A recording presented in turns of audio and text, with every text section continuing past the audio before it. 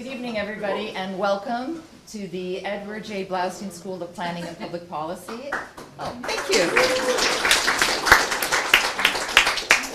My name is Julia Sass-Rubin. I am the Associate Dean of Academic Programs, the Public Policy Director, and a professor here.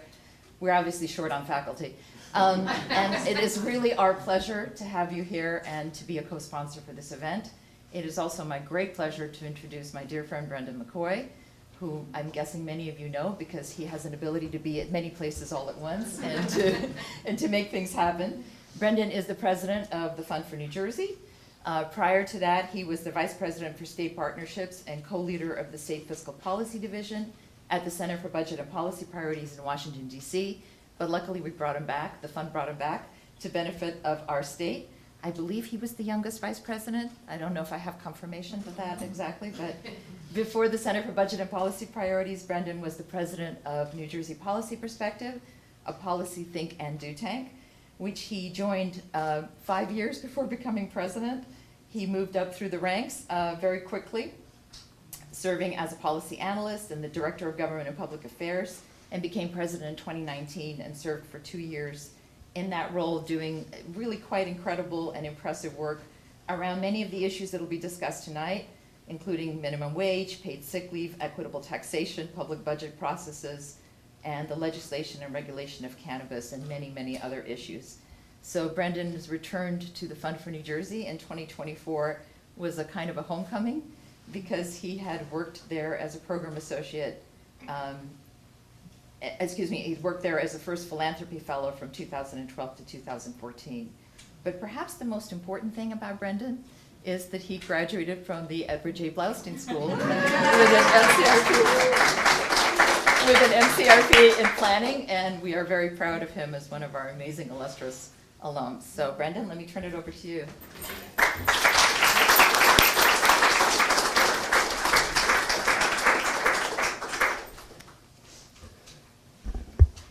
No, I didn't. Okay, good evening, everybody. How are you doing? Thank you so much, Julia, for that, or Dr. Rubin, I should say, for that introduction. Yes, I did graduate here, I think in 2012, 2011, and I was the planning program. My wife was the policy program, so we like to argue about which one is best, but this is a wonderful institution, and we're thrilled to be here.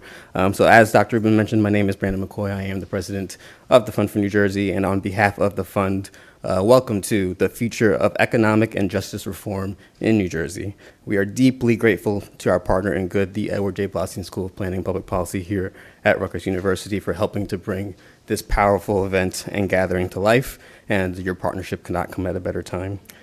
New Jersey is at a pivotal crossroads, as you all know, hence the name. As one of just 2 states set to elect a new governor and legislature in 2025, we are in the national spotlight. What happens here will not only shape our state's future, it will offer a blueprint for the nation, a nation where every day we are reminded how fragile our democracy truly is. And this is a litmus test of how we confront the biggest and most urgent challenges of our time: jobs and the economy, justice reform, democratic and civic participation, climate change, education, fiscal equity and responsibility, immigration, and so much more. At the Fund for New Jersey, we wholeheartedly believe that democracy thrives when every voice is not only heard, but empowered. And that's why we launched the 2025 Crossroads New Jersey Conversation Series. Tonight's series marks the second installment of the program, and we're bringing together experts, advocates, and residents to spark the kind of bold, informed conversations that shape policy and help us to plan and advocate for the future that we all deserve. I'm very encouraged by how many friends, as well as new faces that I see in the room tonight.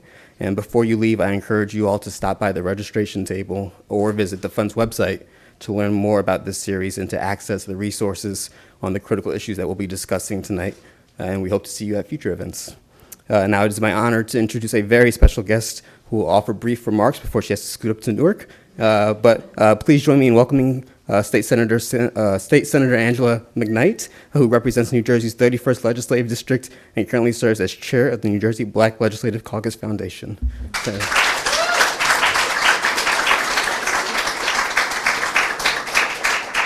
Yes, I have a Ruckus event tonight. So I'm in Ruckus here in New Brunswick, and then I have to go to Ruckus in Newark all day. So good evening, everyone. It is my distinct honor to welcome you to the Crossroads, New Jersey 2025 program, a timely and vital gathering where bold ideas meet urgent action. Tonight, we stand at a critical intersection for New Jersey where economic recovery, responsibility, fiscal policy, and transformative justice reform must not only coexist, but work in harmony to shape a more equitable, resilient, and prosperous future for all. We gather here not simply to discuss challenges, but to confront them together. On the economic, we face both opportunity and uncertainty. As New Jersey continues to emerge from the aftershock of global pandemic, we must ask, how do we create sustainable, inclusive growth?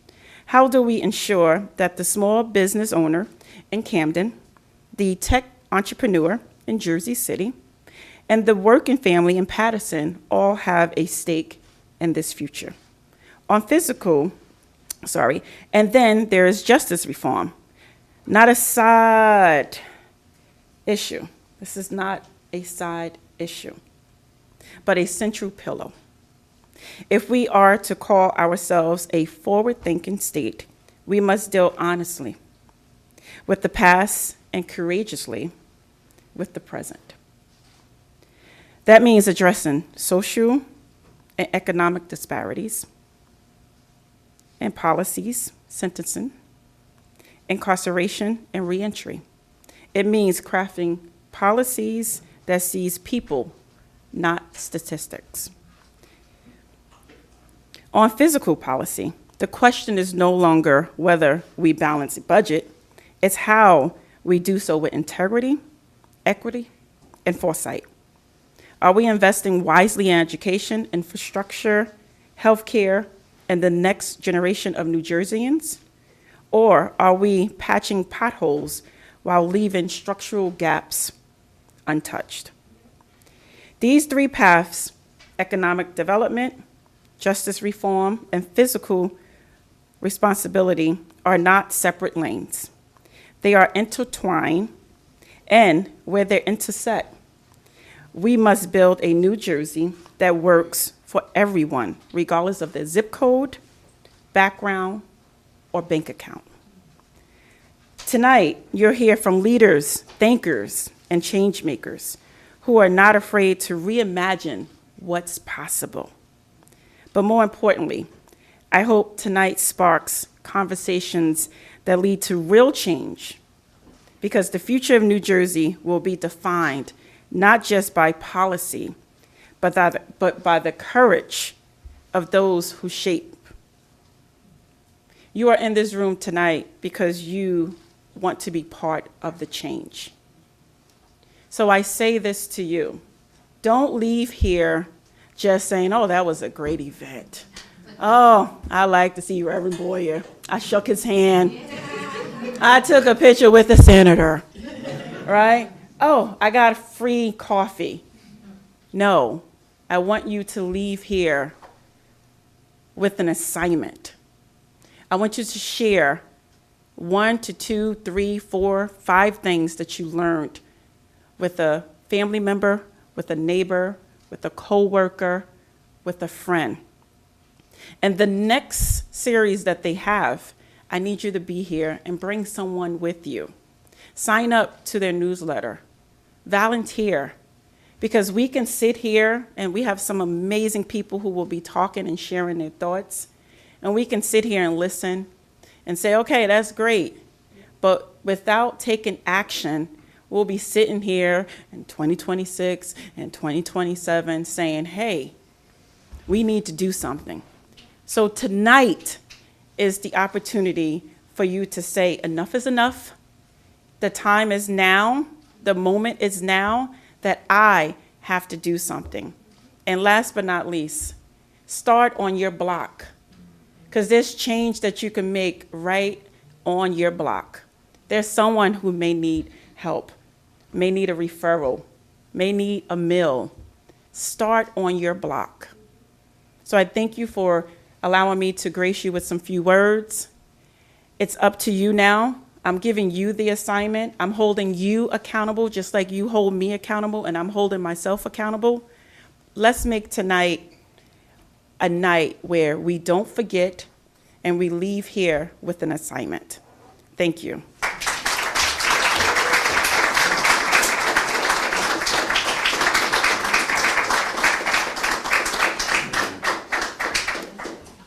Thank you so much, Senator, for those inspiring remarks.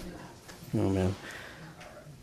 Now for our wonderful panelists, who I'm going to ask to come up while I sort of set the stage for you all. And not to continue to age myself, even though I look like I'm 12.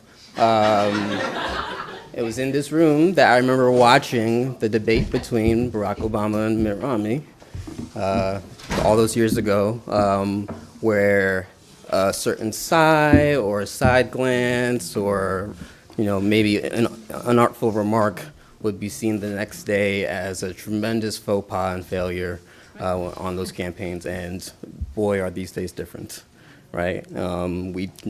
I think a few people anticipated being in the situation that we are in, where we have to wake up every day with tremendous questions about the quality of our leadership and whether those folks who have power are using it for our benefit. And so because of that, and because, again, New Jersey has a very important series of elections this year, this conversation is as important as ever. And so it's my extreme pleasure to introduce tonight's expert panel. And first, let me start with Reverend Dr. Charles Franklin Boyer, who is the pastor of Greater Mount Zion AME Church in Trenton and co-founder of Salvation and Social Justice. Dr. Boyer is widely recognized as New Jersey's leading faith voice for racial and economic justice, and his advocacy has led to transformative reforms, including decarceration, youth prison closures, voting rights restoration, and community investment through cannabis revenue. His work continues to shape the conversation around equity, justice, and public safety in New Jersey. Thank you for being with us tonight, Dr. Boyer.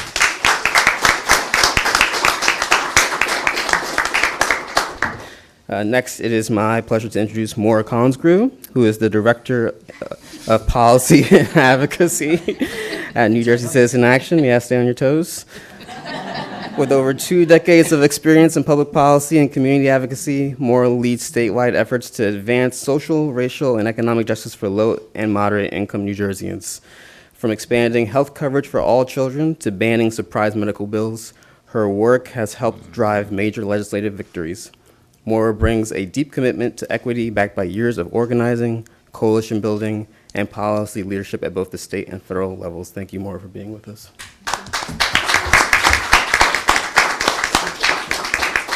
Next, it is my dear honor to welcome my friend from New York, Cassandra Frederick, who is the Executive Director of the Drug Policy Alliance, bringing a national perspective to tonight's discussion.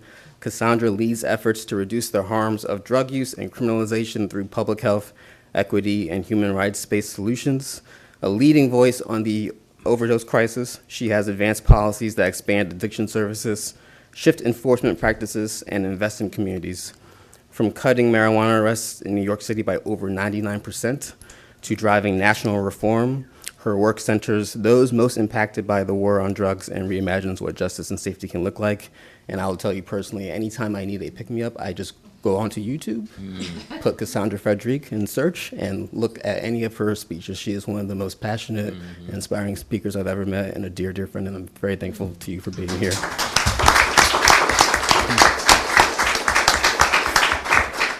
And finally, it is my pleasure to introduce my fellow math nerd, a longtime colleague, and tonight's panel moderator, Peter Chen. Peter is a senior policy analyst at New Jersey Policy Perspective, where he leads the organization's work on tax and budget policy. He brings over a decade of experience in child and family advocacy and has been instrumental in major wins for New Jersey's working families, including the creation of a state-level child tax credit and securing the first ever dedicated funding for NJ Transit. From leading the statewide census campaign to advancing protections against lead exposure, Peter's work continues to shape a more equitable and accountable public policy landscape in New Jersey, and he loves the Cubs as much as I love the Knicks. So thank you, Peter, for being here tonight. Thank you for moderating tonight's conversation, and with that, I will turn it over to you.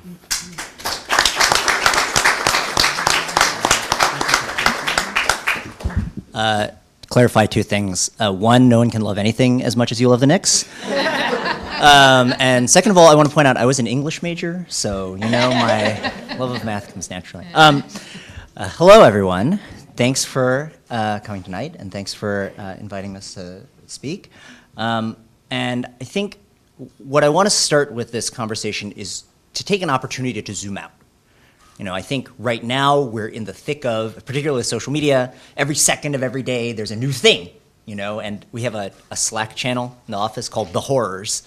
And it's just every terrible thing, you just drop it in there, and so, it's a not unending stream of terrible.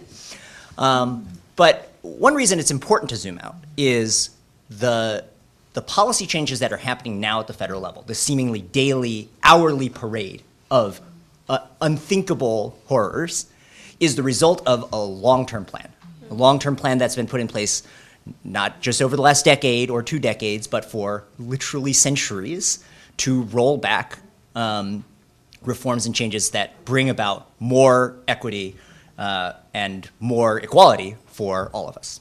And so I think it's important for us to take an opportunity to not be caught up in the daily fight and to think about setting in place our own plan, right, for what the future looks like, what the future can look like, and thinking about New Jersey as the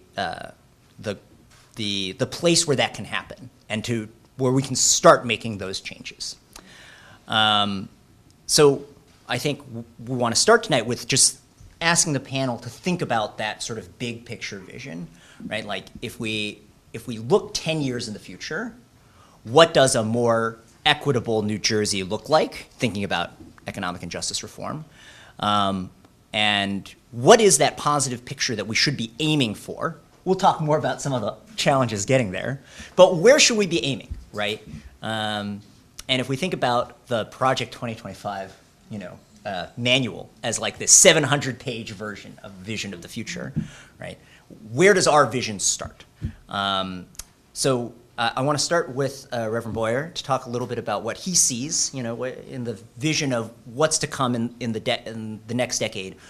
What does a positive vision of a just New Jersey look like in 2035?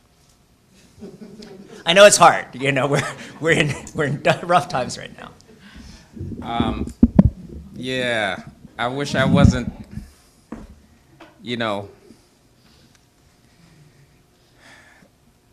I'll try to get to hope.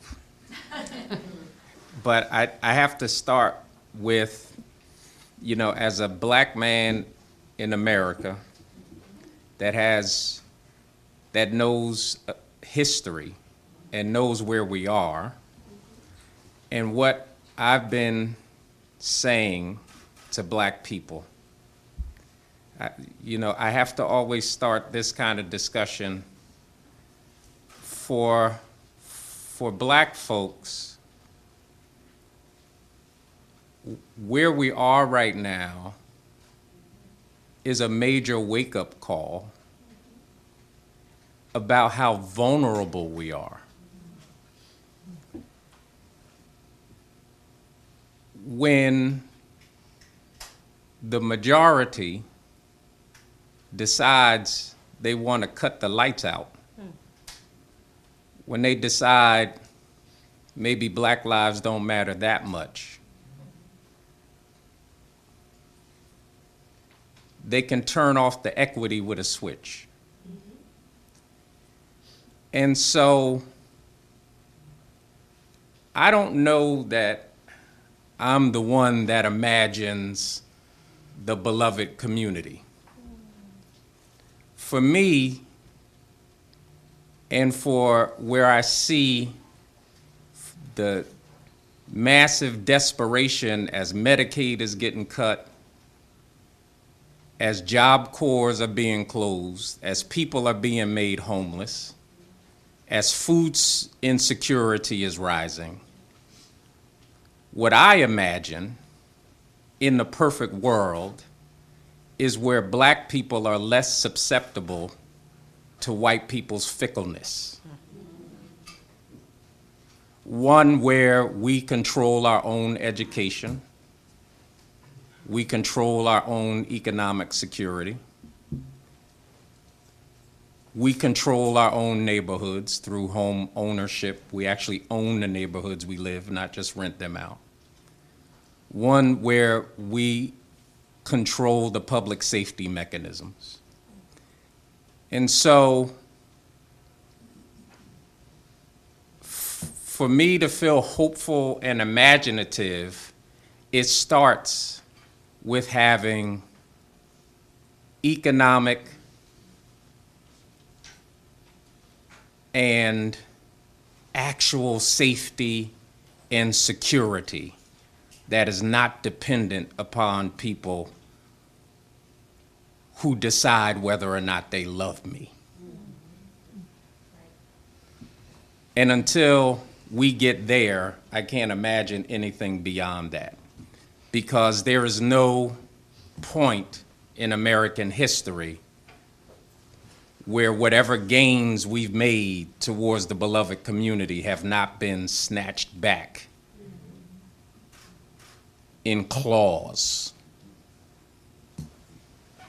But I'm hopeful. Yeah, that's the vibe. That's that's what we're feeling. So we'll return to some of those themes. Don't you worry.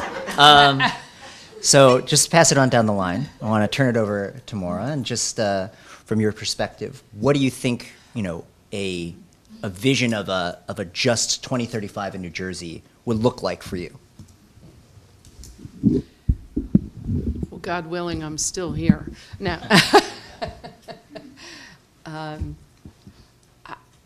It's always hard to follow Reverend Boyer, I gotta say. But seriously, of all the things I thought of, what I would say breaks it down to the most human level is a world in which we all live together in harmony. We have a multiracial, multicultural neighborhoods and schools, and it's not an anomaly that the old white lady and the black reverend are hanging out.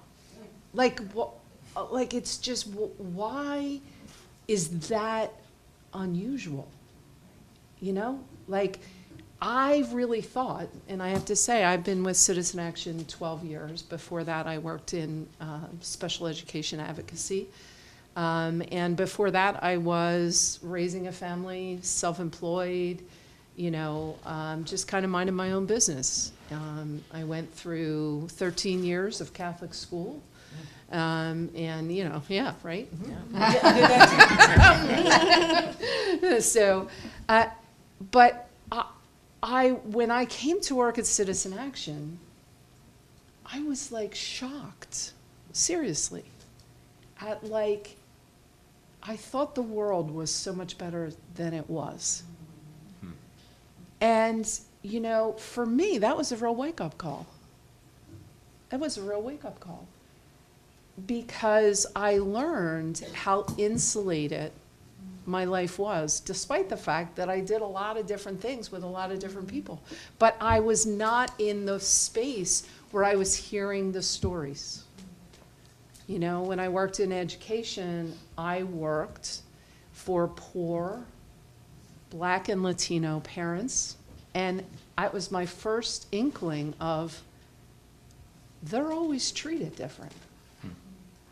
When you would go into a meeting and they would send an interpreter, and I would have my Latino parents, you know what they say to me? They didn't interpret correctly. They knew, And just the injustice. I was schooled in the injustice of this world when I was, in my 40s and 50s. And what I hope is that 10 years from now, that my children, my grandchildren, are growing up in a different world. One where we're not othering people, where the narrative isn't, if we help you, give you what you need, somehow it's a zero-sum game and I don't get what I need. There's enough in this world for us all to care for one another, to have what we need, to share with one another, and to learn from one another. And the narrative in this country and in our society right now, it's really gone on steroids, that we're blaming people who have, if they're poor, if they need help, it's their fault. And what that does is frees up the accountability of society that created these very problems that have put people in these positions. In 2035, I would love to see a world where what we envision and what this panel is going to talk about and what this room will talk about is the norm. And that's the narrative. That's the world that I hope to see in 2035. Thanks, Maura. And now, Cassandra, you're coming with sort of a more of a national perspective, so you don't have to keep your comments restrained to future for New Jersey. But what do you have in mind in 2035? Hello, everyone. So I think, I don't know how much Brandon told you about me, but I'm going to push back a little bit because I remember 10 years ago in 2015, and I can't believe it's been 10 years since that. Like, I think 2016 was yesterday, right? How many people in this room think, like, everyone's like, oh, it's 2025, and you're like, I looked at 2016, and I was like, I thought that was yesterday. So I actually think that when we take a step back and we do the zoom out, I've been working with some Buddhist Zen teachers, and I've been looking at my long-term view in 75 years. So what would community look like in 2100? And for me, one that lets me off the hook because I don't have to figure it out in 10 years. Right? I'm like, what? But it also anchors me in remembering that I'm in a run. And that this is a situation of me passing a baton. So what can I do in my time to create the conditions for my baton pass so that in 2100, that they are on the path to the community that I want to see? And for me, the biggest thing that I hope to see in 75 years is that we dismantle and destroy the myth that corporatization is the way to deal with things. Yeah. That our community is being cannibalized by corporations, and corporations and industry have more rights than people. Yes. And that as our community is working to uphold and to support these intangible objects at the expense of people. I'm not going to ask who in here is using ChatGPT, but we know it's using the natural resources that we need. We know that healthcare is a human right, yet we have corporations that are building their models based on the actuaries of slavery. We understand that mass incarceration was a jobs program. And so for me, my vision and how I build towards justice is that it has to be an economic engine. Justice has to be an economic engine that's not based in exploitation, extraction over consumerism, but is actually based on redistributing resources and reallocating our focus and our passions, right? This world has enough for us already. It is a myth that we have to create more. And it's that myth that created the subjugation of enslaved African people to be means of production. It is that myth that the trad wife trend on the internet is trying to push women back into the home and outside of the economic market. It is those things that create the the conditions for informal economies, that we then criminalize people like people who sell drugs.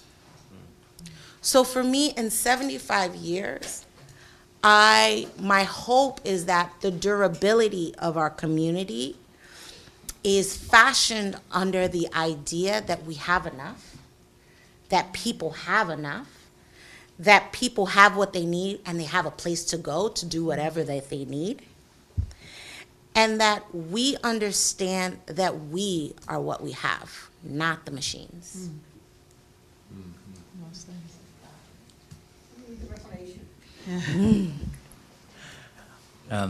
So those are all excellent answers. Glad everyone pushed back a little bit on my question. It wouldn't be, a progressive panel if we didn't push back on the premise. So I want to grab a couple themes that I sort of see there. And one was really about economic self-sufficiency. I think we've seen, certainly historically, all of the different obstacles to that economic self-sufficiency. And we've seen the racial wealth gap here in New Jersey deepen. Even though Black and Hispanic and Latinx, household wealth has increased because white household wealth has increased even more, right? Nearly doubled in just a few years. And so I'm curious, about this, now we can get into the even more depressing part, which is obstacles to the sort of vision that we're thinking about. And I want to think specifically around this economic self-sufficiency question. And I'll put it out there for anybody about what they sort of see as, the both sort of immediate political and also like structural obstacles to making that economic self-sufficiency possible. Well, can I talk about the elephant in the room? Sure, go ahead. So in the next 2 weeks, the trajectory of our entire system, our social safety net, any advancement we've made in equity or economic security could be totally upended. And, we have a Slack channel, it's called Rage and Resistance. And I don't say that to be an alarmist, but what's happening right now is very different than what happened, 5-6 years ago, when they were kind of toying and playing at the edges. And there was a big uprising to stop a lot of what the first Trump administration was trying to do. And a lot of that activity went straight through New Jersey. We changed the trajectory of their policy and upended their efforts to strip health care from millions of people. And much of that is the result of New Jersey. And it's elevated to the fact that now one of the people who was so instrumental in that is now one of our US senators. But what's happening now is a total shift in the structure of these programs that won't be easily fixed by us just turning the switch back on when this administration is out of office. Things that are based around really cruel and inhumane policies and decisions, blaming and stripping people of health care because they're not worthy. They're not worthy. And when the statistics, you may have seen them, hundreds of millions of people, will be impacted. Billions of dollars will be lost. But it really is going to touch everyone everywhere. And talking about, all of the work in criminal justice reform that many of you in this room and some on the panel are going to talk about tonight, these programs on healthcare were instituted to ensure that people who didn't have health insurance through their job or through some other means had a means to get health care. When someone comes out of incarceration, one of the things that happened in the healthcare reform was they had to have their Medicaid when they came out, That's right. which is critical. Having a place to live, having access to health care, mental health care, all kinds of things that are needed. Those things are upended. And just to add some extra cruelty, states like New Jersey, who expanded coverage regardless of your immigration status, we have 47,000 children who gained health insurance in the last 2 years when we started our Cover All Kids program. Not only is that at risk, but because we have it, we will lose more money. Just because states who decided to use their own money to do what the empire doesn't like are going to be further penalized. We're going to take food out of children's mouths. I mean, like, it's just such a crazy reality. But the changes that they're making will take a generation to overcome. And I think that is the biggest barrier that we face right now. And our work in the next several weeks is to stop that bill from ever becoming law. So obviously I agree because I'm working on the same thing. But I want to push back a little bit, and I want to assert maybe that this is a longer-term project, right? And if it wasn't this time, it would be the next time and the next time after that, right? Like that this is a pattern that we've seen historically play out of, advancements for justice and then retrenchment, right? A backlash. And so, I think I agree as far as like the upending of the current order. But we've been through cycles before. We had welfare reform, right? We've seen the erosion of the top level income tax rate, of the corporate tax rate from the, as much as, they say they want to make America great again. 1950s tax rates, marginal tax rates were like 90% on the top bracket. So they're not bringing that back. So I guess I would push back a little bit and just say, yes, but we're always in this crisis, or at least every 10 years we're in this crisis. And I guess it feels like there are deeper obstacles at play here, right? That this is a pattern that we see routinely. And I'm curious if there are thoughts about what those sort of deeper obstacles are and whether they can be overcome. Yeah, I thank you for that framing, because as I think, like, to the point of the next 2 weeks,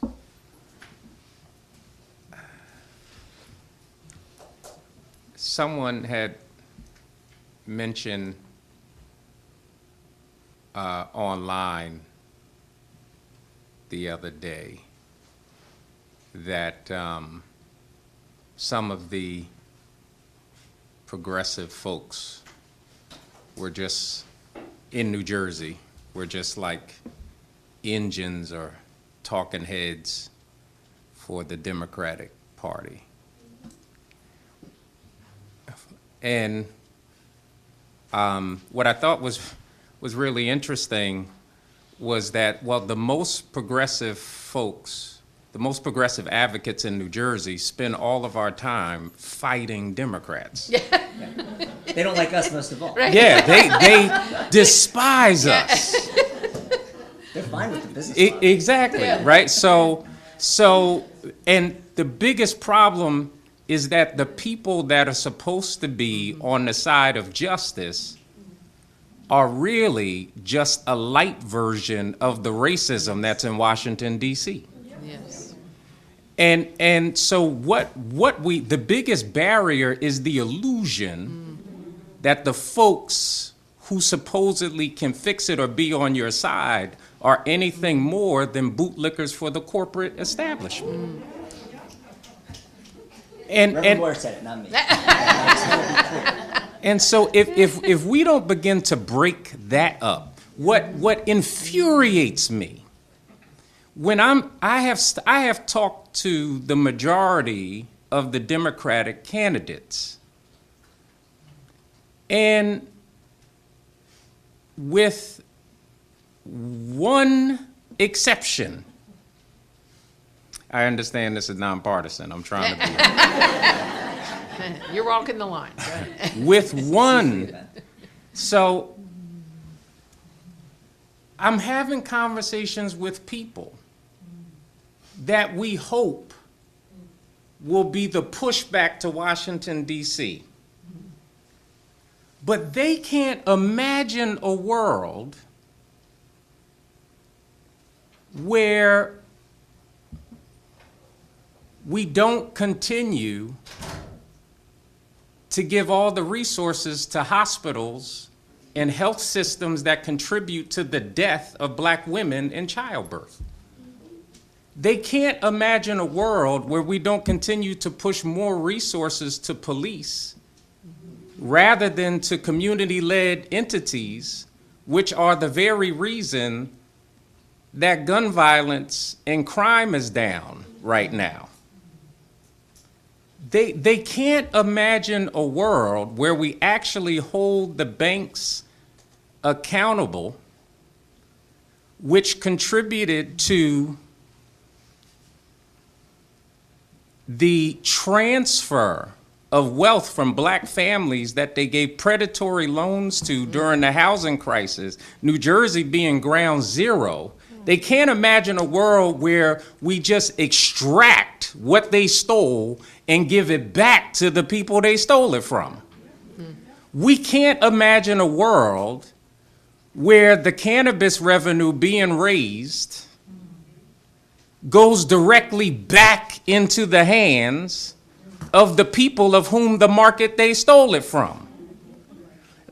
Our biggest obstacle is the people who pretend to be on our side. And even the ones I'm not gonna say that. The biggest obstacle, and the biggest obstacle is that even in this so-called New Jersey where we've broken down the county line system, we still have the county bosses that employ every vote. So they are not independent actors, they are puppets. And until we have a false sense of democracy. This is not a democracy. This is a puppetocracy. And that is the biggest barrier. And if we don't begin to figure out ways to to tap into the populace, which has been totally disengaged from the process, Yes. in order to rise up and overwhelm it, we will continue to deal with the same thing. Yeah. And I'm guessing that a number of these crossroads and conversations will return to the point that Reverend Boyer raised. And so I guess I'm curious for the rest of the panel about how does one change that underlying state of affairs? And I know, Cassandra, we were talking briefly about the New York City mayoral election. And I think many of the same conversations, many of the same topics that Reverend Boyer raised apply to New York City politics as well, a place where you would think that although, if we ran a poll, a lot of progressive policies would win. And yet, electorally, that has not translated into sort of success. So I'm curious how you see some way of sort of chipping away or fighting those obstacles. You mentioned we've eliminated the party line in no small part thanks to people in this room. But obviously there's just one piece, right? There's a broader power structure at play here, and the machine has survived many, many, many, many deaths over the years. I was reading about how insurgent Brian Stack defeated the machine back, and look at the world now, right? So I'm curious where you see the sort of the ways forward, either through this obstacle, around this obstacle, or to negotiate, because I think you're right that a lack of imagination and a lack of vision for a more just world is a big problem.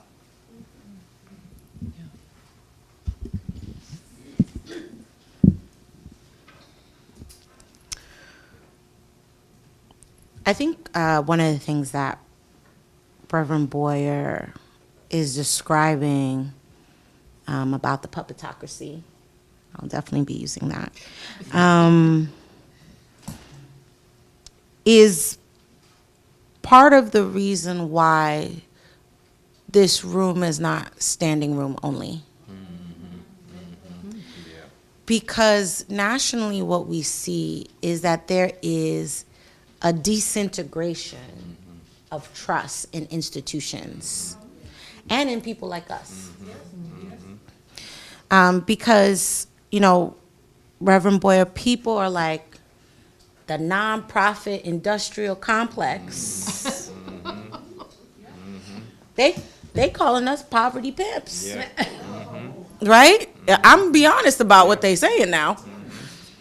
There is this idea that nothing's ever going to change. We are on the Titanic. We're just switching where the chairs and tables are. And everyone is invested in it staying that way because we are employed to do this work. Regardless of the fact that I'm very clear that I'm supposed to be a pop star after I end the drug war. You got plans. There is this deep-seated, ingrained mistrust in them and in us. And the thing for me that I'm thinking about your question, Peter, about how do we either go around the obstacle, work through the obstacle, we will never have more money than them. But we absolutely have more people than them. Yes. But the people are not with us. That's right. And it's not that they're not with us because, it's not only that they're not with us because they don't trust us. They're not with us because the vision that we're offering is fantastical to them. It doesn't seem tangible. And I would argue, even though that I've been doing this work for a bit, that I don't actually think I have the imagination for the vision that is going to bring people on. I would argue that none of us here do. I think that the level of imagination and fantasy that we need in order to set the directive is in the community. That's right. Is the person that is not voting. That's right. Is the person that's not coming to a panel. That's right. Is the person that is literally not going to the parent-teacher conferences, right? Because the institutions and the trust that we have in these institutions is non-existent. And part of it is non-existent because we're not directly talking to people. That's right. There is a level of the conversations that we're having are theoretical, historical references, all these different things. And people are like, and everything, you know, it was very annoying to me during the election, but everyone, that price of eggs thing was one of the most effective conversations and organizing strategies that I have ever seen. And people still voted for the people that made the eggs expensive. That's right. That's right. But the people who were saying they could make the eggs cheaper weren't talking enough about the eggs. That's right. And so I think about when we're having the conversation about actually what people need, a lot of people, when we're talking about economic justice, if we look at what's happening online, the idea of work has been completely upended. People are like, baby, I don't need to go to a 9-to-5. I'm gonna make this content over here. I'm going to flip these houses and be landlords and exploit my own people because that's generational wealth. Make sure that's a Crossroads conversation. But I think that we have to think about labor differently. And we have to think about economics differently. And for someone who is in a field, drug policy, where the people we hate the most, who are people who sell drugs, we often don't get to the conversation about how those people were shut out of informal economies. That's right. Or being a part of the formal economy didn't make sense for them. And how basic needs are not being met, or how these institutions of work don't actually accommodate different kinds of people. let's talk about the way that people that are disabled are disincentivized from getting full-time employment even though they want it.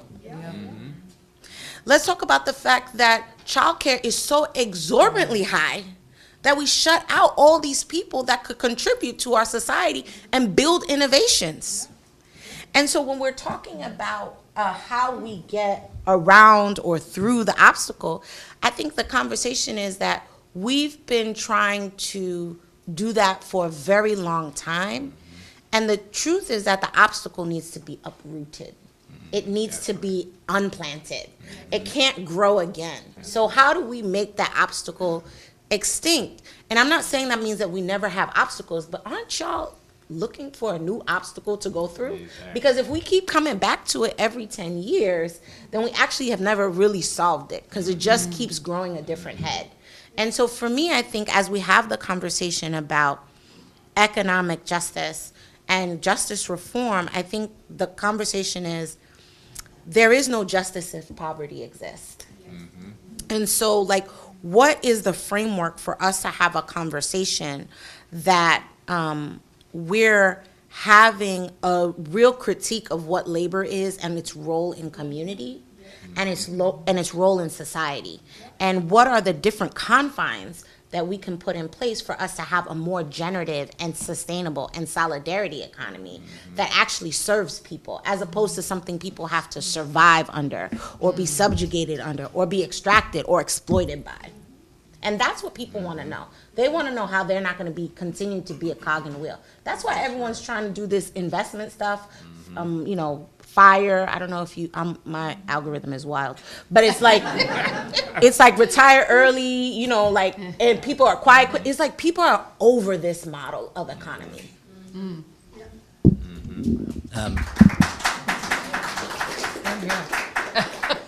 So there's, America has long history of pyramid schemes and get rich quick, and there's a newish book that's very interesting about sort of the pyramid scheme and its long history in America. But I think one question I want to ask selfishly to folks is about basic income or guaranteed income. We talk about sort of separating ourselves, breaking free of a sort of purely capitalist, corporatist model. And one thing that's been raised is the idea of basic income or guaranteed income. Different but related concepts, I guess we'll say. And there's a lot of excitement around some of these models, but there's also I think a reasonable critique of these models, right? Like that a basic income is not going to buy you health care, right? It's not going to buy you education necessarily. You still need large government systems to provide those other kinds of supports. So, from your view, is guaranteed income, sort of basic income, a rallying cry that has resonance, that can help, sort of change the conversation around some of these endless cycles, or do you think it's just it doesn't solve enough problems in your eyes?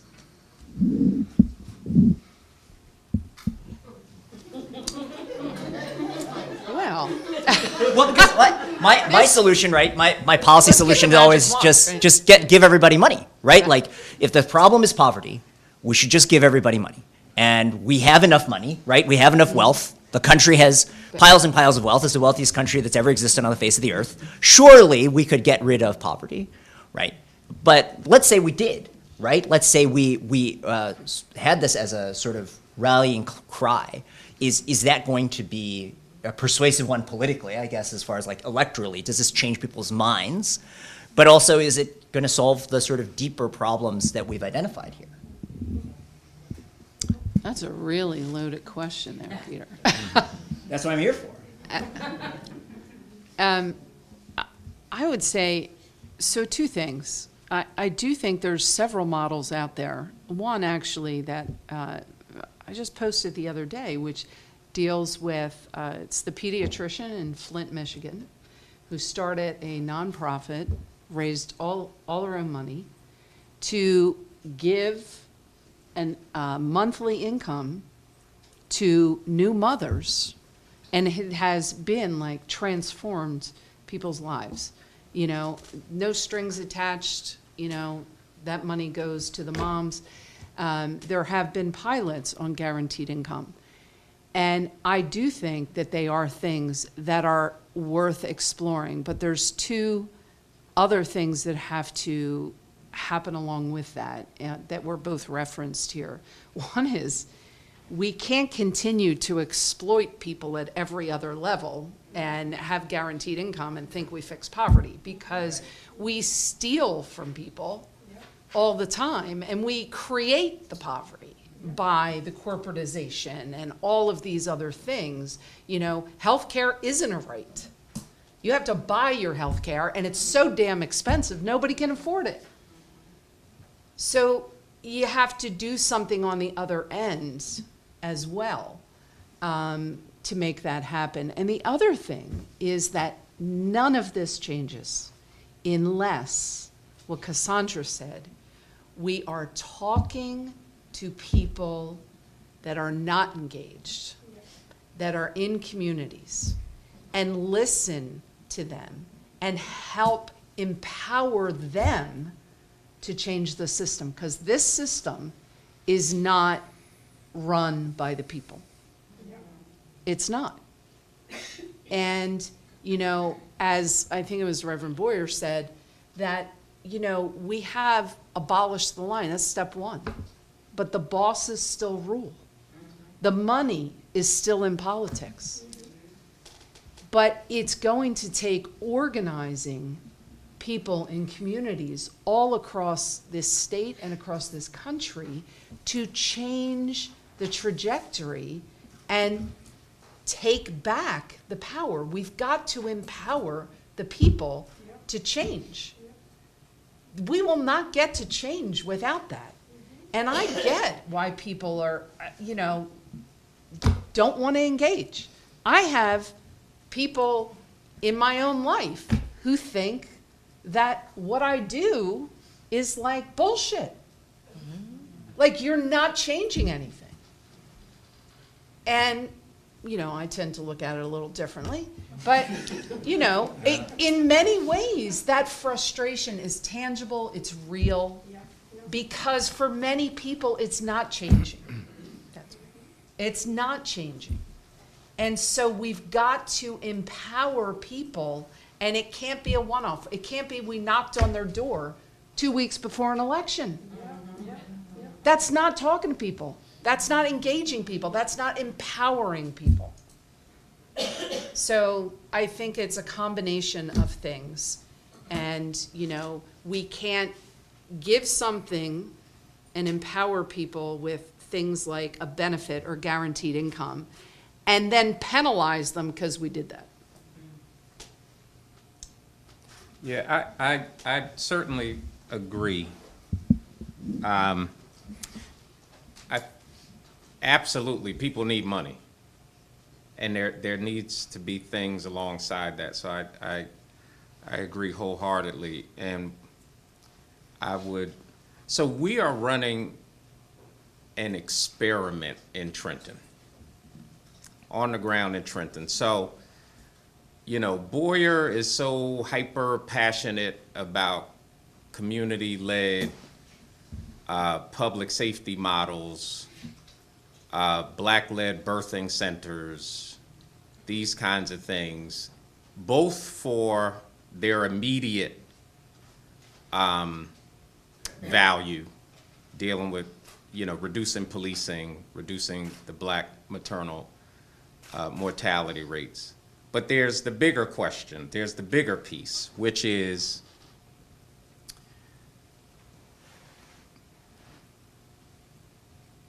economic shifting from state directly to people to solve their own problems, but also to create village. Like, in order to get people motivated, first you have to get them from a space where their ribs aren't touching anymore or their bodies aren't dying, right? So I am a Christian preacher. So I look at the Jesus model. Before I could preach on the mount, I got to fill your belly up. Before you can hear this sermon, I need to heal your body. Then you hear because the works speak to you. And so in Trenton, where we have many of the folks who used to shoot the guns and used to deal the drugs and used to run the gangs, now we are in community together. They hear me different because they have a different economic model now.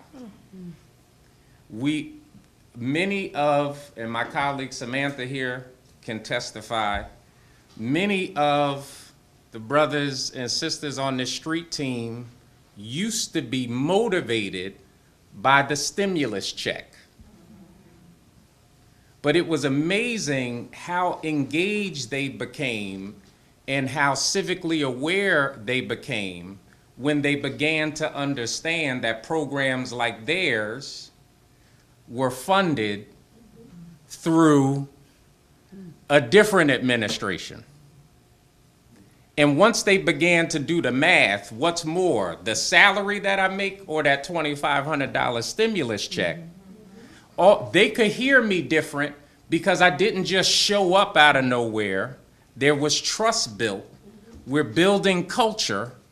And now how they see, it is amazing where we are today with these folks to where we were a year and a half and 2 years ago. And it's because we have built community. A community of trust, a community of care. And so with guaranteed income, it has to be built within community models where it's not just some shot in the pocket, but how are we, one of the beauties of being a pastor with a church, an administration building with Salvation, a street team, the building of a Black birthing center, and so we have young mothers there that are in village. We are talking consistently and caring for the people who have not felt cared for. That is. And so when we build these models out, it must be done intentionally in such a way, to Cassandra's point, infuse, and there are a lot of folks who have used institutions and weaponized them to extract from. But we also know that there are those that care, and just transparently, most of the nonprofit institutions in Black communities were founded by white folks, run by white folks, and maybe they got one Black person as the chair, and maybe they got one Black person as the head now. Very few exist that are Black founded and Black led. And so even when you have those, they get the same reputation of extraction that the others have had. But I say all that, so when there are how do we build institutions, how do we build new things around the directly impacted folks? But they have to be rooted in the cultural mechanisms that folks on the ground already trust. What does it look like to look at the barbershop as a community institution? How do we filter resources through the barbershop and through the beauty salon where people come to feel human? How do we infuse those spaces with conversations and resources because they are a place of trust and care? And so we have to radically reimagine. We can't continue to distribute resources to the same folks who've been extracting resources from the communities. And so to get to those populations, to motivate those populations, we have to rethink, reimagine, and resource non-traditional mechanisms that are truly community-led. So I want to build on that a little bit and connect us to the criminal legal reform part of the conversation, which we've sort of been tangentially talking about. In New Jersey, post-COVID, we've reduced the population in incarceration dramatically. Crime itself is also, the data shows that crime is down, much though headlines might lead you to think otherwise. You know, there's, you know, that we've seen reductions in crime where we have data to at all, because crime data is often hard to come by. And so I guess, you know, there's one narrative that, hey, we're doing great, right? New Jersey we've decarcerated heavily, you know, and even you know, we've seen diversionary programs for juveniles become more successful. There's fewer admissions to juvenile detention. So, you know, things are going great. Let's just keep going. And I'm curious, you know, how you would respond to that sort of framing, and also if you could tie some of that to this economic conversation that we've been having and the sort of political obstacles to continued reform and you know, change within the criminal legal system. Your buckets. Well, I mean, I'll say very quickly that, and it's all true, we've done a lot of, my fear is, so, you know, the major difference now, so the prisons are less populated. In most of the areas, not all, but most of the areas that are majority Black also, the police forces have less footprint than they had. And I think that's important. Yet and still, every single one of those areas are looking to increase the police force, even though it shows that less police and less prisons are leading to less problems. But the major fear is that and there's multiple things going on at once. The pieces that have been put in place economically, and mental health pieces, the few pieces that are there, the community-led solutions, which are at an all-time high. The biggest correlation is that, I mean, is the community-led solutions that are in place is the biggest correlation, and the emptying of the prisons. But my fear is that as all of these supports that get rolled back in Washington, it's going to cause stressors. And everything all of that is going to crime will skyrocket because people will be less healthy, more hungry, and it is going to get worse. It will get much worse. And if we don't figure out ways in terms of the economic structures and the investments here in New Jersey to combat all of that, we will be in a very post-apocalyptic type scene in a short amount of time. So we're coming up on time, and so I want to give folks a sort of final question, which goes back to something that Senator McKnight mentioned, which is what assignment you're going to give our audience here today. What assignment would you give them as they walk out of here? We talked a lot about problems. We've talked a lot about possible solutions, or maybe a path towards a solution. Was it concepts of a plan? We talked about, you know. But I'd like you to think a little bit about what that assignment would be for our audience, because we have a mix of folks, you know, folks who are in our line of work, and folks who are not, folks from a variety of backgrounds, and so, you know, how should they walk away from here, and what should they do tomorrow to help bring about the vision that we described in the beginning of our conversation? I know, easy question.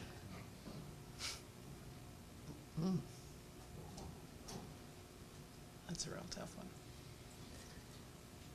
one. I'll give it a shot, though. I think leaving here today, I mean, I found this to be a very thought-provoking conversation myself. People want to hear themselves in the story. They need to hear themselves in the story. So we need to talk to people. And I would challenge all of us, myself included, to step out of your bubble talk to your neighbor, talk to 5 people who weren't here tonight, you know, as Senator McKnight said, you know, have a conversation about what is happening with them and what your vision is for how this world gets better. How does this get better?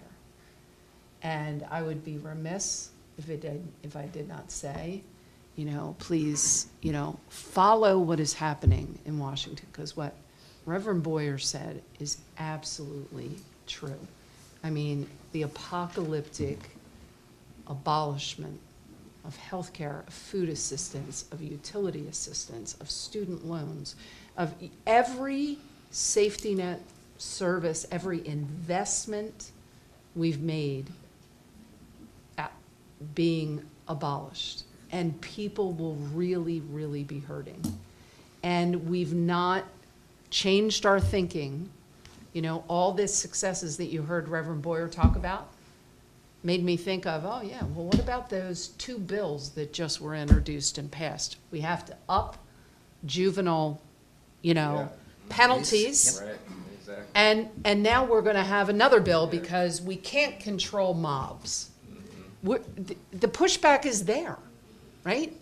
We praise the fact we have Cover All Kids. 47,000 undocumented children. You know what word never appears in the legislation? Immigrant. The word immigrant never appears in the legislation. You know why? We couldn't pass it if that happened. That's the molds we have to break. We have to speak the truth. People have to see themselves in what we're doing. And we're trying to do it. We're nibbling around the edges. We have to have a wholesale change. So go out there and talk to people, and we can make it happen.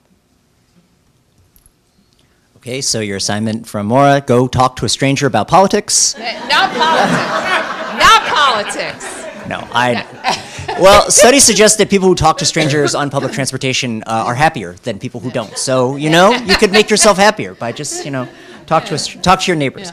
And to Google the reconciliation bill and what's in it, because it's very bad. Okay, someone else want to take our assignment question? Yeah, the Reverend should always get the last word, so I'll jump in here. We already know what is going to happen. It is very predictable what the world is going, or what this country, what your state is going to look like. The conversation about crime stats and data is so funny to me, because I think we really tried to sell the nation on that crime wasn't going up, and they didn't buy that. And they didn't buy that because poverty was very visible in their communities. Homelessness is up everywhere. And we know that with the removal of the social welfare state, with Medicaid, with them cutting SNAP, with us losing housing vouchers, that is going to have a ripple effect in our neighborhoods. And so we already know that that's going to happen. We already know what the story will be. We know that's going to be used as a justification for mass incarceration and the criminalization of people. You're seeing it already in your state houses, the city ordinances. It's what's being blasted on the news every day, that people are unsafe, and that the kind of disorder and chaotic government actions that we see right now are to ensure safety. That's why they're shipping people to El Salvador without due process. That's why they're kidnapping kids in hospitals and in schools. We are very aware of what is happening. I didn't talk enough about drugs today. And I'm being recorded, and DPA is gonna be like, what did you talk about? So what I would say is that I have gained so much knowledge from my teachers, who are people who use drugs. And one of the things that I have seen in their work is that they save themselves. You don't get to a place in this country where you see an overdose death drop of 27% without people who use drugs taking their lives into their own hands. by building the supports, giving themselves the supplies in order to make sure that they keep themselves safe and alive because they know no one else wants to. And so from that lesson, what my assignment would be to you is, if we already know what's going to happen, how are you building your mutual aid community right now? That's right. How are you building the beloved community in 2025? Because there are ways for us to do that. We did it already 5 years ago when we saw people building mutual aid communities during COVID, when people were bringing elderly folks and disabled folk groceries, when we were supporting people who were immunocompromised. We don't need a health pandemic in order to engender the kind of community building that we know is necessary as we go through this incredibly repressive time. And so my conversation, my assignment to you is figure out who are you going to take care of. And while that might be your immediate circle, my challenge to you is take care of someone in the community that you don't know, that you may disagree with, whose behaviors you don't think are deserving of your help.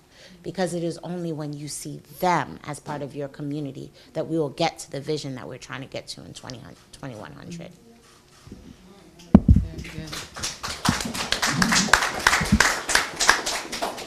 Yeah, I couldn't agree more. And y'all give it up for Sister Cassandra again, because the mutual aid piece was one of my points, so I'm going to be half as long. So, yeah, because the black church at its best, and what it was founded, in the AME church specifically, the Free African Society, was a mutual aid society. And so the black church at its best, and when it does what it's supposed to, is a mutual aid organization. And that's the model in which we are trying to put together in Trenton. How are we taking care of one another? We're having conversations about how do we create black food networks? How are we going to do cooperative buying with black farmers? Because we can't even trust the food supply for black people. So all these things are very important. But what I would say, because this is a very diverse audience, you know, they say that you can judge the character of a society by how it treats its most vulnerable. We have a few days into a primary, and then after that, an election. So whatever candidate you're talking to, let's just put it on the table. The most vulnerable have always been black people. And then the subcategories to more vulnerability after that, black women, that much more vulnerable to be specific, black LGBTQ communities, the most vulnerable. As a black preacher with a black wife, a black daughter, 2 black granddaughters, and a gay son, I feel the weight of this moment. This is life and death for my family and for my church, which has folks from throughout the black diaspora, black migrants in my congregation, black elders, black queer folks. So I say, as you talk to these candidates, tell them they will not get your vote if they are not committed to major investments in black people. Not investments into white orgs to do stuff for black people.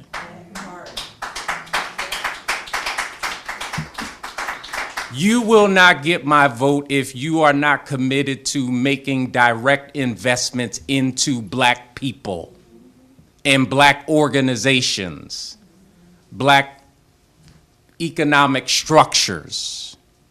That's my task for you.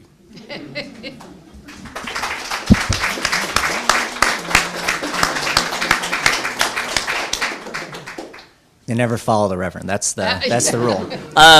Thank you to our panelists for those assignments. So there will be a grade. You are in a school after all, so we'll check later. I want to thank our Can we have a round of applause for our panelists, please?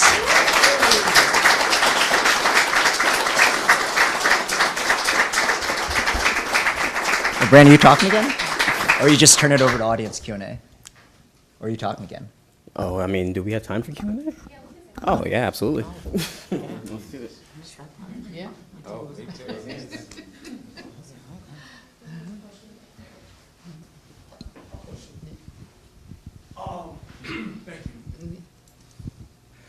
So thank you for everything you all said. I have kind of a very pointed question for you all. I think you maybe sort of addressed it, but this past election, like if we would have listened to black women and voted the way black women did, we would not be here.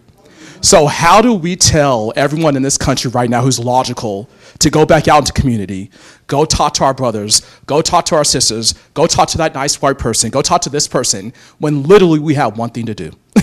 And we could not trust black women enough, even though that they have been the moral compass of this country since its founding.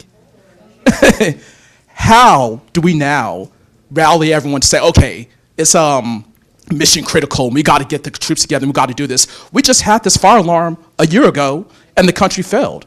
So what are we talking about? I mean, that's not directed at you guys. It's just something that I'm feeling like someone who has privilege, someone who wants to rally people, but it's like, fuck this country, because once again, all we had to do was listen to black women. And we couldn't do that. So what are we supposed to do now? I mean, it's a rhetorical question, but it's my question.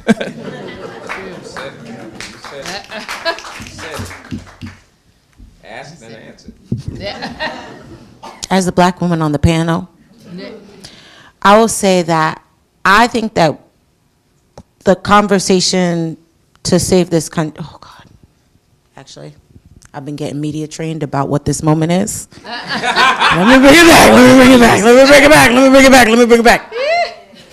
What I'm gonna say to you is that I think we're in this moment that, and you said this earlier, which was,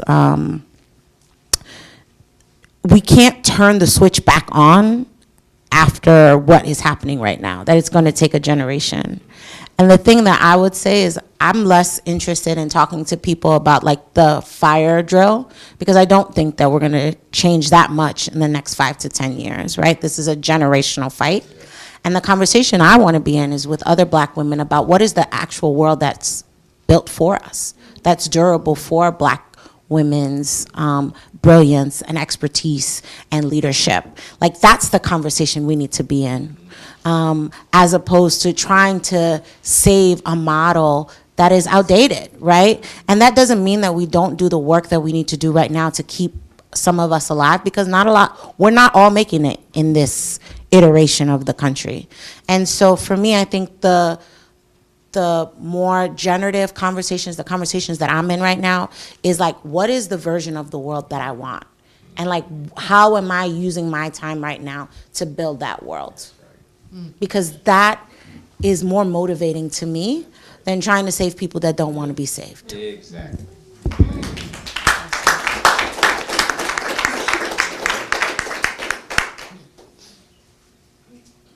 Oh, am I assigning questions, or are we just, there's one hand in the back and one hand up here, so. So who are the people in 3 years that we're going to be voting for president that you would say, look at them?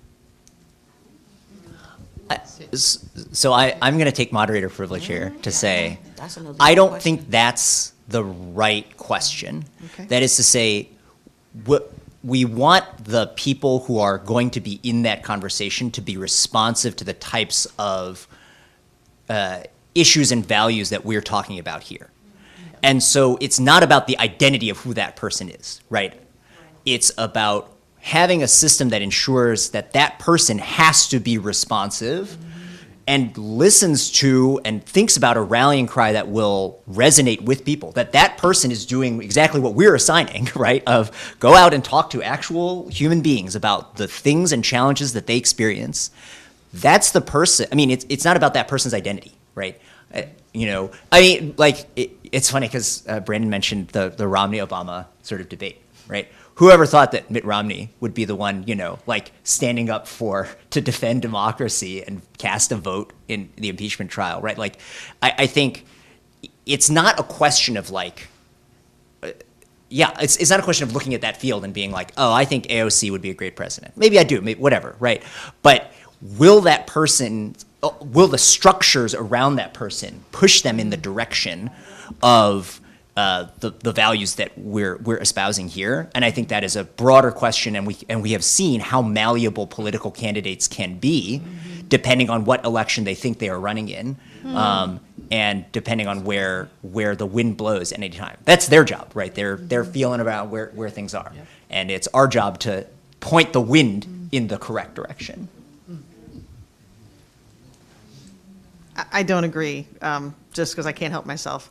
I think part of the mess that we're in is because we have not been able to align with a message that does keep everybody in the room to move forward. And I think it's all the things you talked about. It's the manipulation, it's the not talking to the people who are impacted, it's not listening and talking at people. And I think part of what we are missing is that star to look forward to gather around. And so this is the mess that we're in New Jersey, and I think this is the mess we're going to be in again in the election without that. But I think to the point that Reverend Boyer made about the sort of political system that we're in, let's say you have a great candidate. Okay, but they have to win they have to get through a primary, they have to get funded, right? There's a whole system that exists that diverts people who might be in our position from or who might support things that we support from running in the first place. I so wish there were things that I could explicitly say. I know. Because more important than the federal election is the gubernatorial here. Like right the here. firewall is here. Yeah, And if we don't do right, That's right. we have broken down the walls ourselves. And here's, so to give you I say what I think. No. And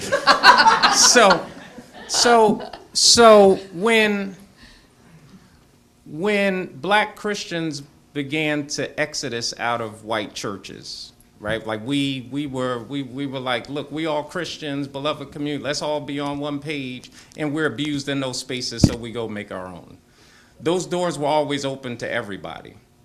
Multicultural, quote unquote, spaces are typically ones where black people continue to be comfortable following white leadership, but white people are not comfortable following black leadership.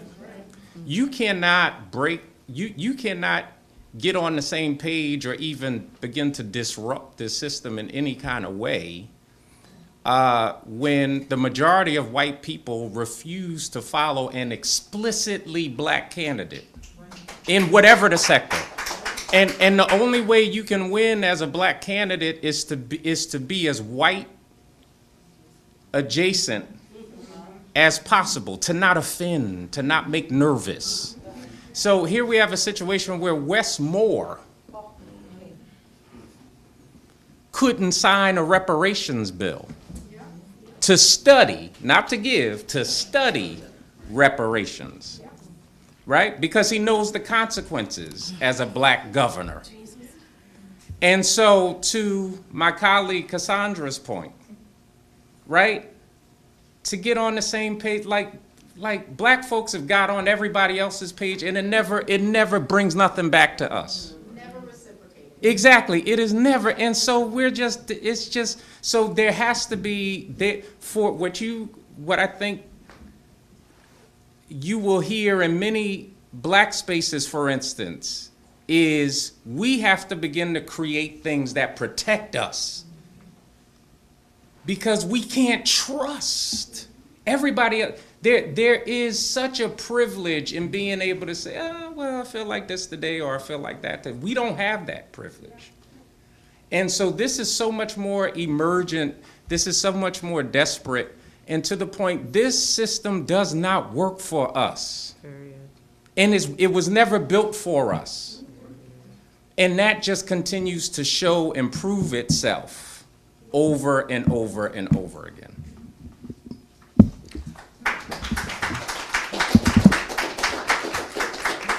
There was a hand in the back, right?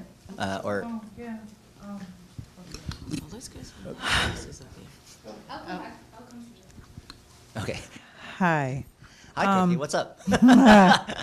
We're on the ground, and we are knocking on doors, and we are having community listening sessions, and we're saying to people who don't necessarily vote what keeps you up at night in your community. And we are saying to these groups of people locally, without mentioning anything else, nonpartisan conversation. But we will say to everybody in this room, your comments, your concerns are going to be shared with your candidates, with your sitting elected officials, and with those who want to run. And we've done that locally. And without mentioning any names, we had a response. Without mentioning any names, even if you spelled my name right, I will not work with you or anybody that's associated with you, and I'm sure I speak for my colleagues as well.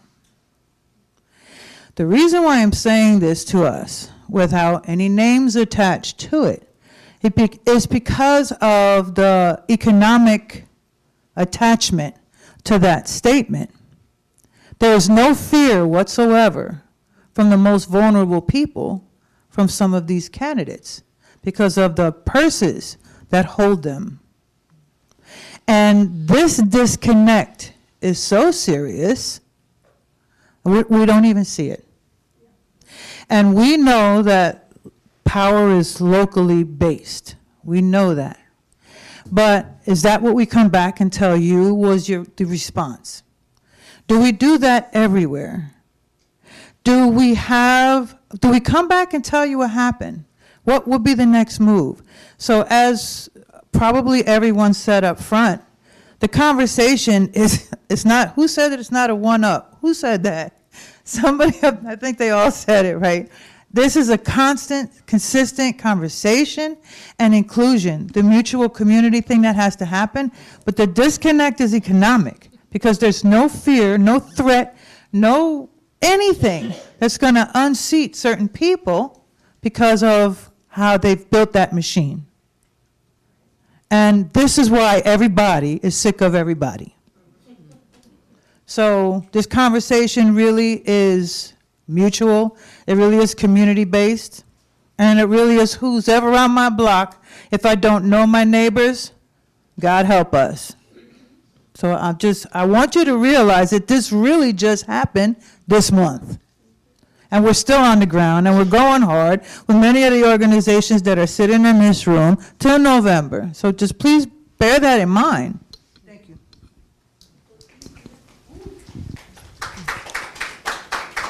Thank you, Cookie. Any response from our panel? Thoughts? I just want to say one thing, that I'm really tired of the question, and I can't tell you how many times in this last year, through both a federal presidential election and this upcoming gubernatorial election, which has a very crowded field, of being asked, well, do you think they can win?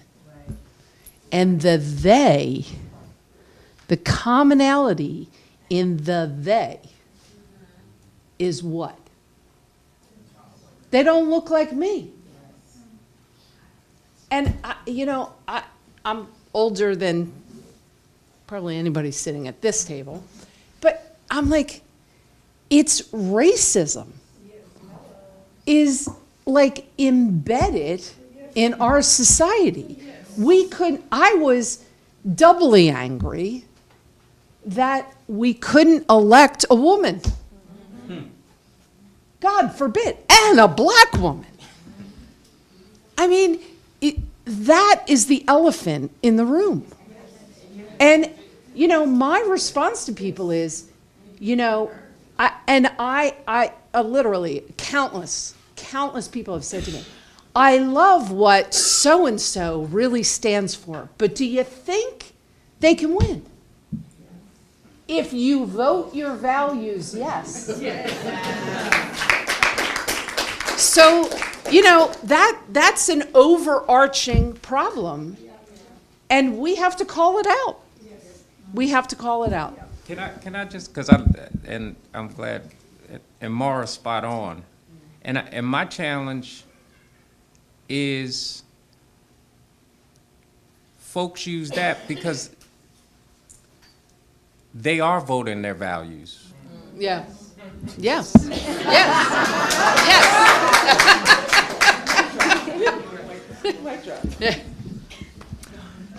Mic drop. Thank you so much. I have a kudos and a question. So first, I think everyone did an amazing job. Thank you to the Fund for New Jersey for this amazing panel. And my kudos is everything we need is in the room. So mutual aid really resonates for me. So thank you, Cassandra and Reverend Dr. Boyer, for bringing that up. Now, my question. As a leader in the nonprofit sector and youth development space, I'm most worried about our youth. And Mara, you brought up about the immigrant children and how, that real conversation isn't really being had. But also, I'm most worried about our New Jersey that may not be able to pick up the tab coming from this administration. And with the shutdown of Job Corps, really like the kicking out of young kids onto the street, loss of violence prevention dollars, and the proposed zeroed out budget for after school and summer learning programs. There are very serious consequences that come with the removal of these programs, not only for the youth in our communities, but also for their families. And if folks think that what happened in the parking lot of the Woodbridge Mall and other places was bad, wait until this summer and see what happens. So how can public and private partners band together to help lift this issue up, but also band together to be able to support the youth and their working families so that we do not see more juvenile incarceration for dumb things because they don't have supplemental programs to be able to support them?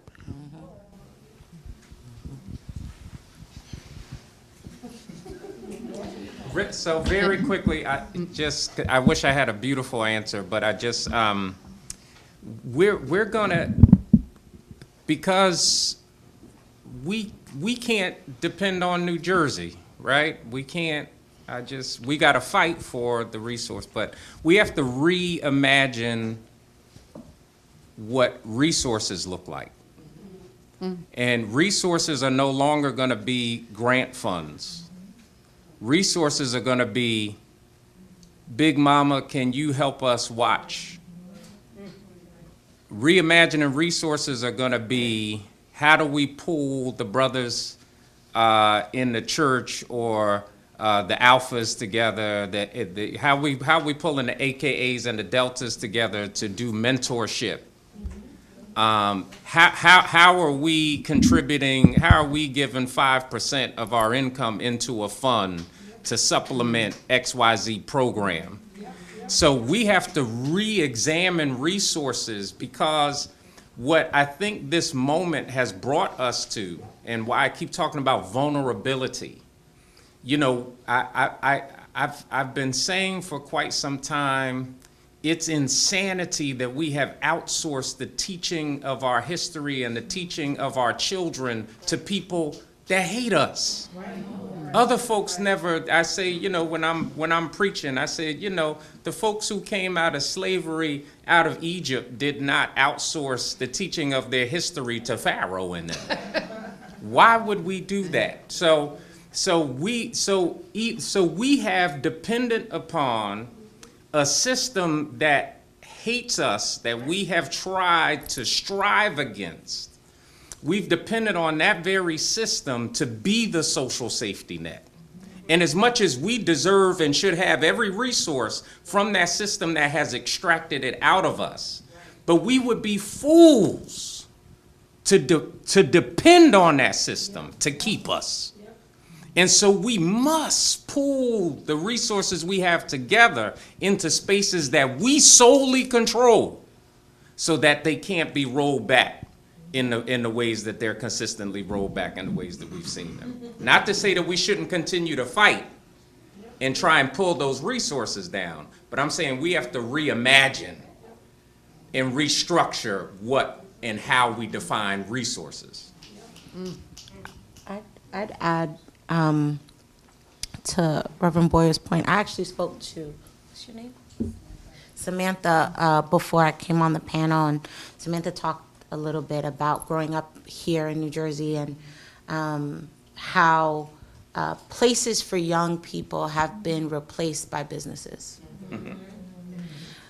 I walked from the train station over here, and it was all this public space. They've closed off the streets, but it's not for kids to play ball.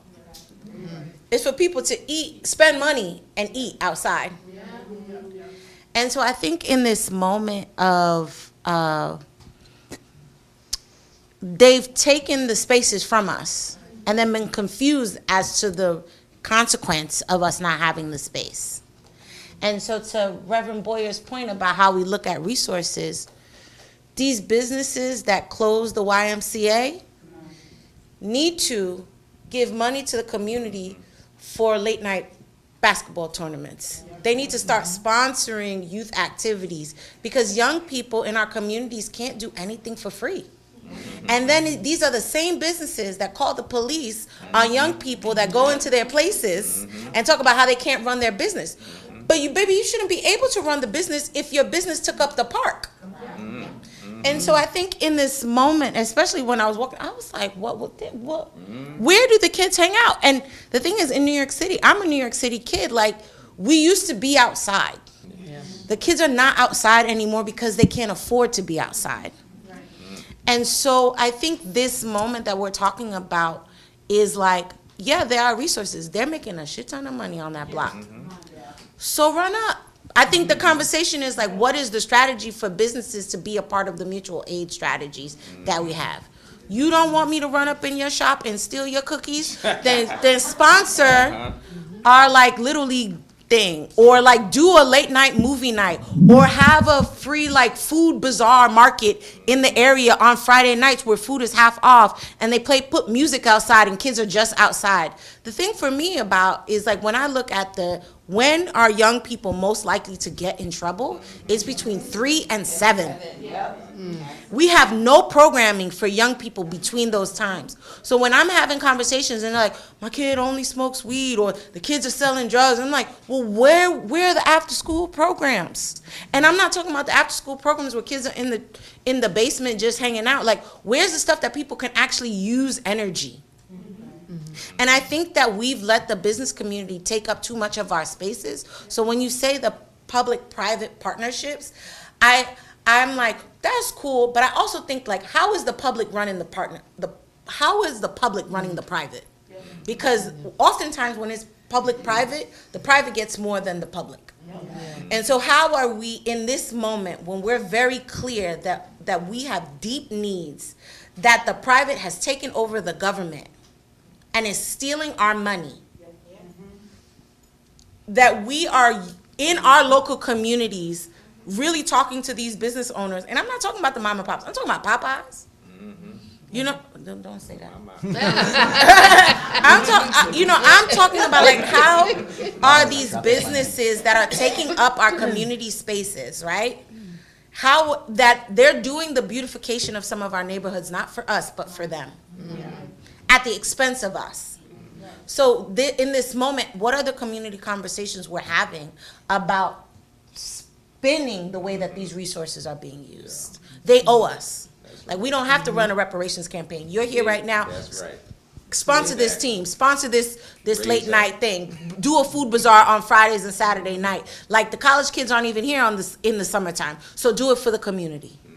Can I just quickly say on that conversation, just to put a picture on it, when you walk outside these doors, to your right, that thing that used to be the YMCA that served all of us, it taught us how to swim, it took us to the parks and took us to a place to swim and see ponds and things we never saw, and they were gone. So you don't see children around here. You don't see families around here anymore, because that piece right there took away from us. Thank you for that. Yeah. So I haven't said the word tax this whole time, but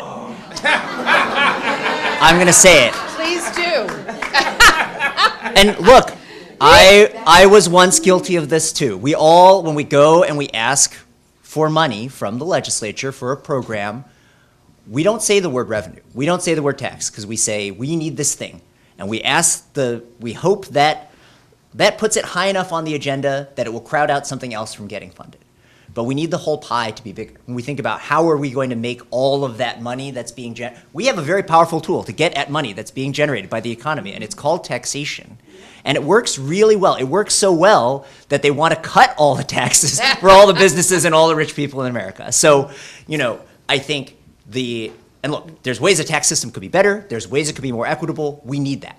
But if we are not advocating for revenue and taxation and saying the word tax when we are asking for additional investments, then we're just going to end up, fighting from the same, shrinking pot. And what we see, look, we advocated strongly for expanding pre-K, and we're getting closer to universal pre-K every day, and that's great. So much of our pre-K funding in our state comes from our TANF dollars from the feds. That is money that could be used for cash for low-income families. We spend some of the lowest percentage of our TANF dollars from the feds on cash assistance, because we spend a lot of it on programs like the Earned Income Tax Credit and on pre-K expansion, which is great, which we think we should have those things. But because we weren't talking about revenue, that's where that money came from. It came from something else, right? And this gets to this sort of shrinking pie problem. And so I think, yes, we need to fight for those programs, to what Reverend Boyer said. Absolutely, we need to fight for these programs. We need to fight to get them included. But also, when we go and do those legislative budget hearings, everyone asking for money should also be thinking about saying the word tax and saying we need taxation on wealth, taxation on high incomes, taxation on the giant accumulation of wealth that has landed in the hands of the smallest group of people in history. That's what we need to be getting at, right? And I think we can't get to an economically just future without tax. Here, here.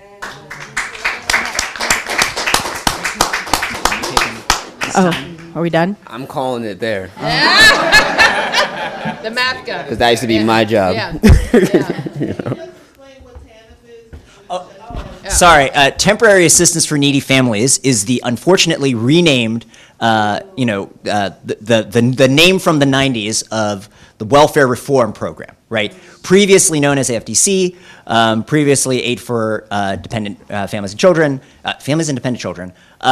It was the cash welfare system, which became a block grant, which states could spend however they wanted, as long as it was directed towards poverty reduction. And so, states like New Jersey shifted their funding away from cash assistance and towards other programs which do reduce poverty, but they're not cash assistance, right? And so, the program as it stands now has low enrollment for a variety of reasons, many of which are administrative bureaucratic red tape. And that model is the model that they want to now put on Medicaid, that they want to put on SNAP, that they want to put on basically every kind of government benefit and program that exists that supports low-income people. All right. Yeah. Thank you, Peter. All right. So this may not be a standing room only room, but it is a 8:30 pretty full room. Yes. And I appreciate you all for staying and for being engaged this entire time. Thank you to our panelists, and thank you to Peter for being a moderator. Moderation's not easy.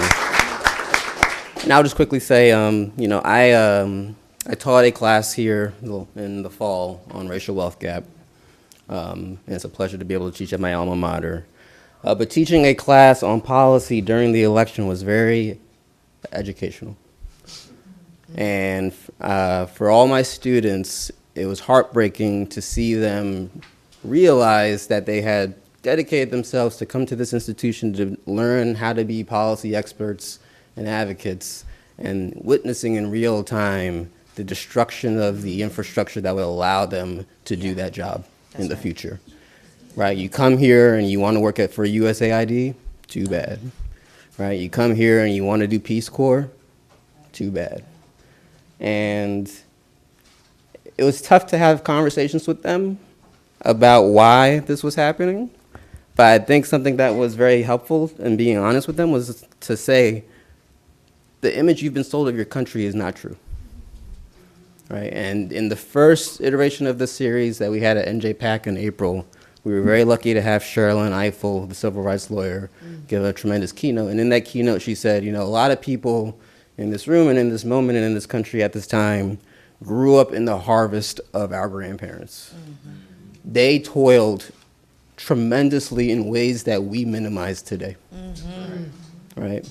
I went to the MLK museum where he was assassinated last year, and to be honest with you, it was a very weird experience because you're going through this space where this tremendous man was murdered, and then 5 feet later is the gift shop. Jesus. Oh. Right? And you see people, they're walking through, they're in the room, they're seeing the things, but is it digesting? This country has sacrificed so much. Our grandparents sacrificed a ton. We have lived in that harvest. So, if you think it's tough, think about them. And it's time to do what they did so that our grandchildren can live in the harvest of our efforts, right?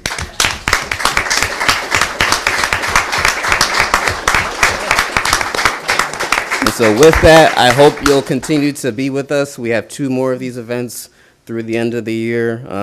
The next conversation is on August 20th in Camden, where we'll be exploring the future of climate, the environment, and transportation in New Jersey, focusing on sustainable solutions and innovative policies for a greener future for our state. Some of the people sitting up there will be up here when we're doing that.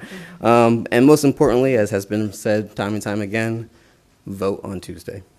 Yes. That is the least you can do, and I'm sure all of you already expect to do that, but vote on Tuesday and bring somebody with you. Thank you for being with us tonight, and we hope to see you again soon.